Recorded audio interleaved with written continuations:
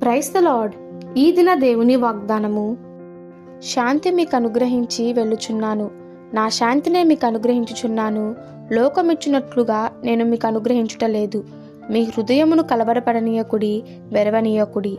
యోహాను సువార్త 14వ అధ్యాయము 27వ వచనము. సిలువ వేయుటకు కొంచెం ముందుగా యేసు తన శిష్యులతో తన శాంతిని వారికి ఇవ్వబోచున్నాడు అని చెప్పాడు.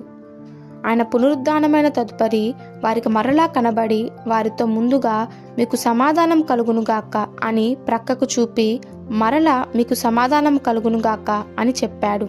8 దినములైన తరువాత ఆయన మరలా వారికి కనబడి మరియు మొదటి మాటగా వారితో మరలా మీకు సమాధానం కలుగునుగాక అని చెప్పాడు. ఆ సమయంలో వారి చుట్టూ ఏం జరుగుతున్నప్పటికీ తన శిష్యులు మాత్రము సమాధానముగా జీవించాలని యేసు ఉద్దేశించారు.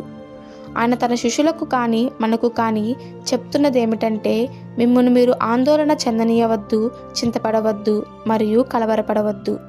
కీర్తనల గ్రంథము 42వ అధ్యాయము 5లో కీర్తనకారుడు తనకు తాను ఇలా ప్రశ్నించుకుంటున్నాడు. నా ప్రాణమా, నీవెలా కృంగి ఉన్నావు? నాలో నీవెలా తొందరపడుచున్నావు? దేవుని యందు నిరీక్షణ ఉంచుము, ఆయనే నా రక్షణకర్త అనియు నా దేవుడనియు చెప్పుకొనుచు ఇంకను నేను ఆయన్ను స్తుతించెదను.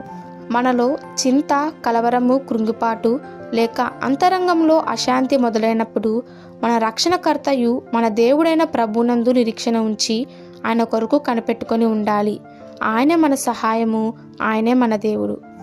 ఈ దిన దేవుని వాగ్దానము మనందరి జీవితంలో నెరవేరలాగున ప్రభు కృప మనకి తోడై ఉండునుగాక. ఆమెన్. God bless you.